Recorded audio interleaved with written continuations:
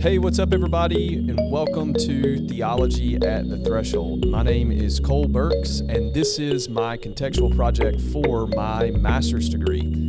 I am going to be taking topics that I am studying in school and putting them into podcast form so that we can learn together. I want to make these things really accessible for you and for those who are interested in knowing what it's like to kind of be in seminary school. And so thank you so much for jumping on and listening today. I hope this encourages you. I hope you find this helpful. And most of all, I hope this deepens your walk with God. Welcome to Season 1. Hey, what's up, guys? Welcome back to the podcast. We are getting into the last few episodes, or the last few shows if you're watching, and we are just going to roll right into this. We've talked about active and passive spirituality for the past several episodes. This is in the context. This is a podcast about spiritual direction. Spiritual formation. This whole season is about spiritual formation and how we're formed into the image of Jesus. And we've really talked about how active and passive spirituality play a huge part in all of that. What you do and then what God does is how you are formed into the image of Jesus. And so we really just want to give some final thoughts in the last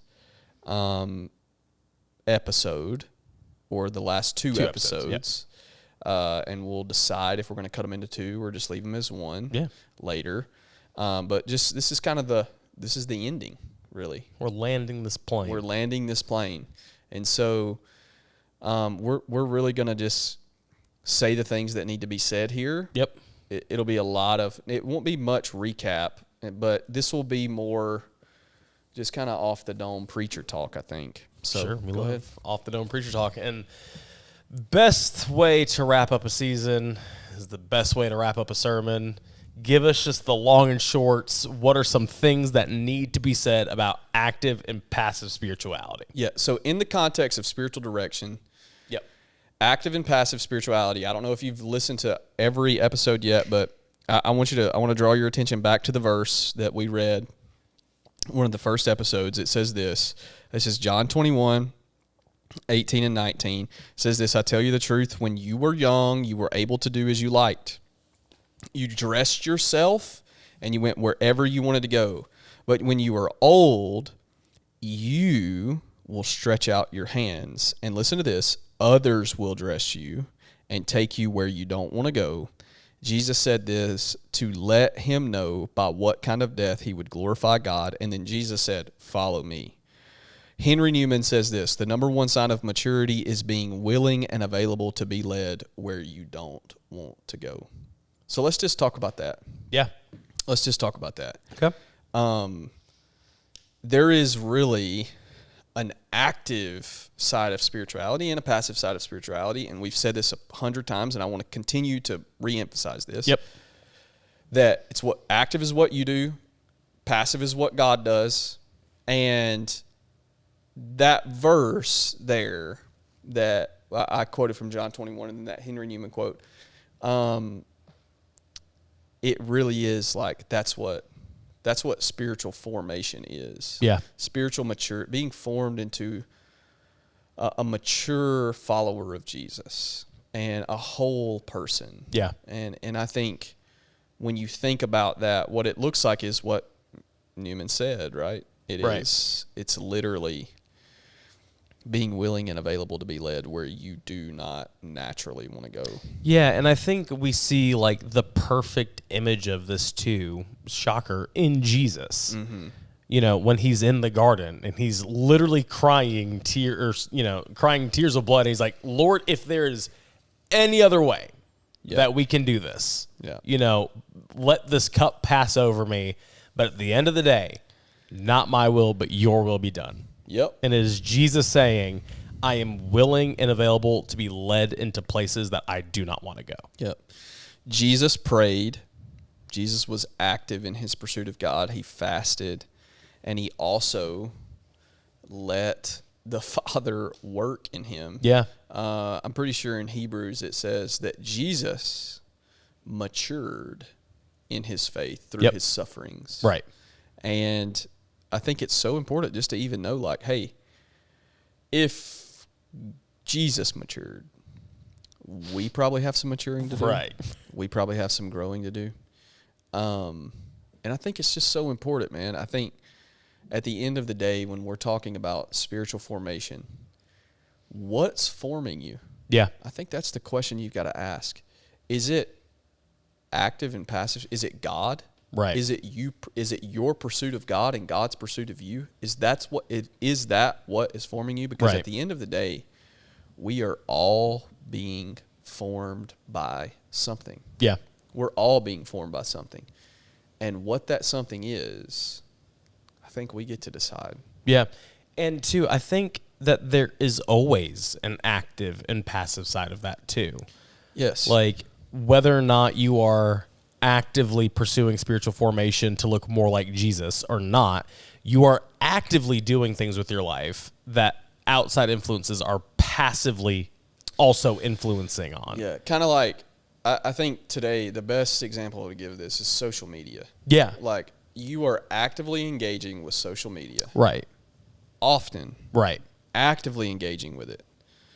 And it's passively forming you. Yeah, and I see this so much, even within my own life. If I delete Facebook off my phone for even a week, I am like the change that I have, like that I see within myself and how I interact with other people is noticeable. Yes.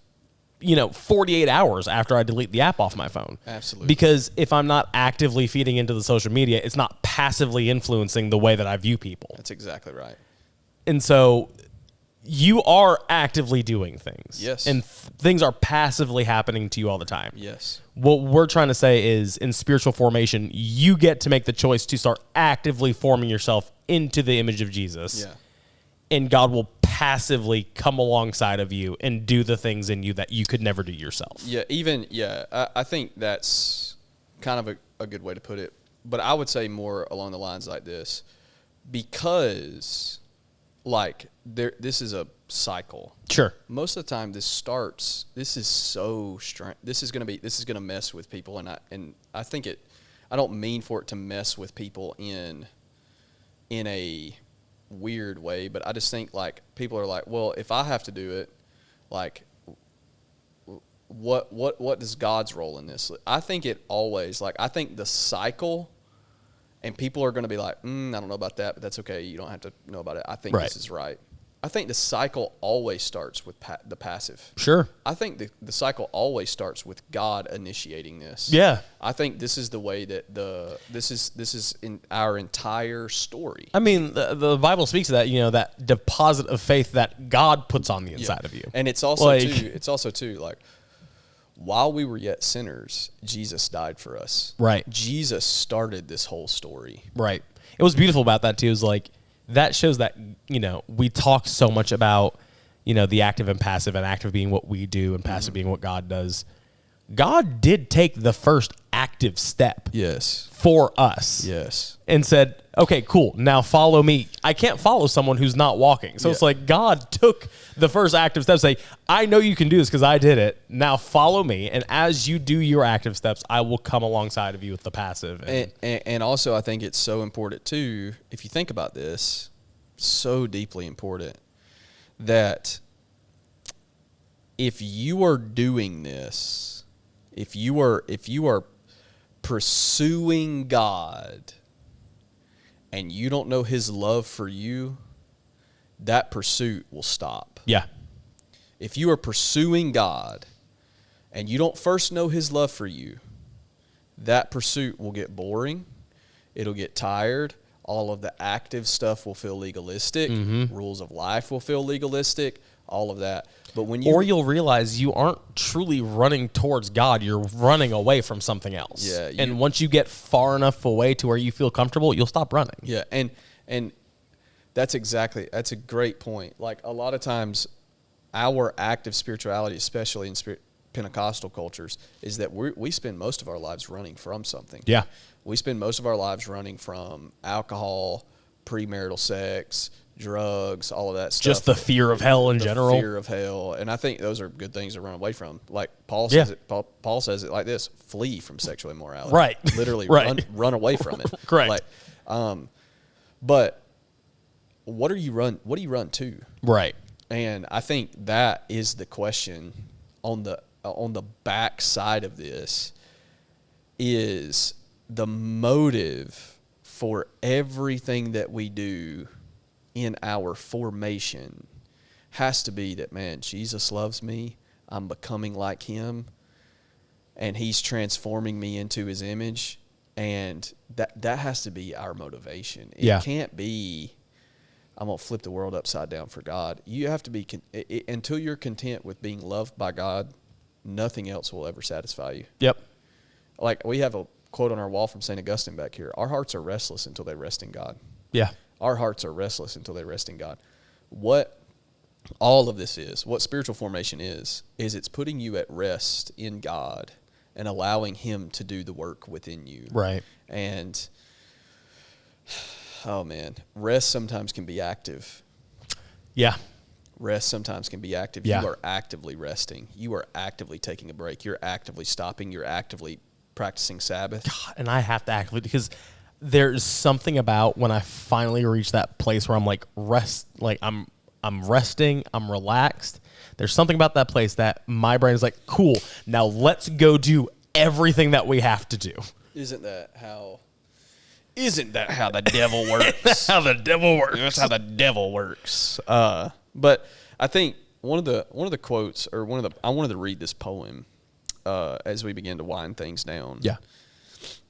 I wanted to read this, and this is a poem called Patient Trust, and it's by a guy, I always mispronounce his name, but Pierre Teilhard Deschardins, something like that. It's wrong. I know it's wrong. It's close, though. If it's French. It's a Jesuit priest. Oh, all right. Anyways, it's a poem called Patient Trust, and I've read this a lot.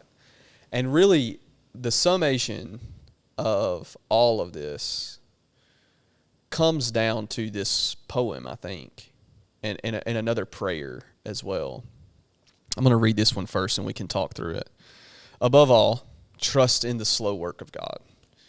We are quite naturally impatient in everything to reach the end without delay. We should like to skip to the intermediate stages. We are impatient of being on the way to something unknown and something new. And yet it is the law of all progress that it is made by passing through some stages of instability, and that it may take a very long time. I think it is with you. Your ideas, they mature gradually. Let them grow. Let them shape themselves without undue haste. Don't try to force them on as though that you could be today of what time will make of you tomorrow. Only God could say what this new spirit is gradually forming within you will be. Give our Lord the benefit of the doubt of believing that his hand is leading you, and accept the anxiety of feeling yourself in suspense and incomplete. Selah. There's a lot there. There's a lot there. So, above all, trust the slow work of God. Yeah. Above all, trust the slow work of God. I think if people would read this and read it and read it and read it again, read this prayer. Read this, or encouragement, whatever. Above all, trust the slow work of God. Trust that God is doing something in you. Yeah. In the midst of, and I want to say this too, in the midst of the anxiety, in the midst of being suspicious, in the midst of feeling yourself incomplete, in that season of, I don't know what's happening in me, but I know God's working in me, trust that season, especially if you are inside of a good church, around people that love Jesus, if you are pursuing the things of God, trust that God is doing something. Trust that he's doing something. Yeah. This goes back to the story that I told in an earlier episode about David. Yeah. About our friend David. David literally said, I hadn't had an encounter with God like that since I moved here. Well, he's lived here for a year. Right.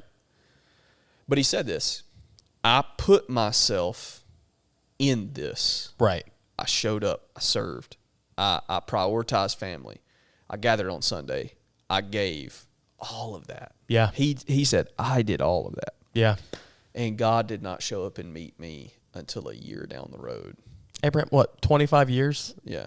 Abraham waited Yeah. from the time that they left Haran before, Yeah. after he was turned from Abram to Abraham. Yeah. It's trusting in that slow work that God is going to show up. And it's so hard, and I know it's been a minute since I've said it's been a while since I've said it, but it's countercultural. Like in a day and age where we live with 2-hour shipping for some things. Yeah. You get on your phone, you order this thing that you want, and in 2 hours it shows up at your doorstep. And in a life where we are told to assume the worst about people, we are saying God takes a minute. Yeah. He takes a while, but just give him the benefit of the doubt that he's doing something good. Yeah. Give him believe. Yeah.